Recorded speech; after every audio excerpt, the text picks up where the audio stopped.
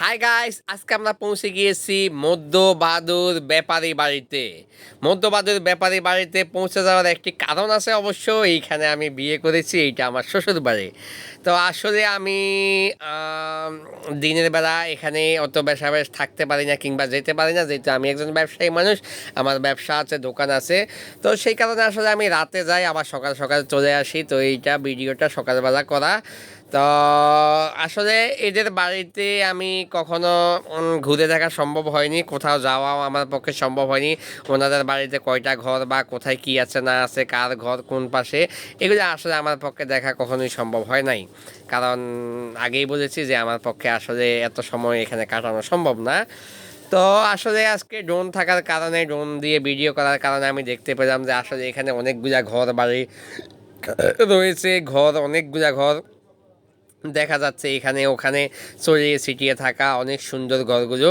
তো আসলে গাছগাছালিও কিন্তু কম না, পুকুরও দেখা যাচ্ছে, সম্ভবত দুটা পুকুর দেখা যাচ্ছে। আর গাছগাছালি থাকার কারণে পরিবেশটা অনেক বেশি সুন্দর দেখা। আর আশেপাশে কিন্তু বাজার নাই বলতে মাঠ ঘাট আর কি। তো বাজার থাকলে আসলে পরিবেশটা একটু জঞ্জাল জঞ্জাল লাগে আর কি, কেঁচ বেঁচ চিল্লি মেতামেতি।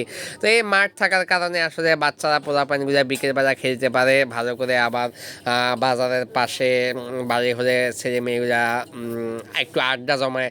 তো যার কারণে হচ্ছে ছেলে মেয়েগুলা একটু মানে ওই তো বাজে পথে চলে যায় আর কি। তো এখানে আসলে ওই রকম পরিবেশ নাই। তো সেজন্য বাচ্চা কাচ্চাগুলা ভালো হওয়ারই সম্ভাবনা রয়েছে। তো আমি যদিও জানি না যে এই বাড়ির ছেলে মেয়েগুলা কতটুকু পড়াশোনা করে থাকে বা কী করে। তো যেতে যেতে আসলে আমরা কিন্তু অনেক দূরে চলে আসছি। আপনারা যারা স্ক্রিনের দিকে খেয়াল রেখেছেন যে বাড়িটা কোথায় রয়েছে, তো দেখুন আমরা কিন্তু অনেক অনেক দূরে চলে এসেছি। তো চারপাশে কিন্তু গাছগাছালি বা মাঠই বেশি দেখা যাচ্ছে।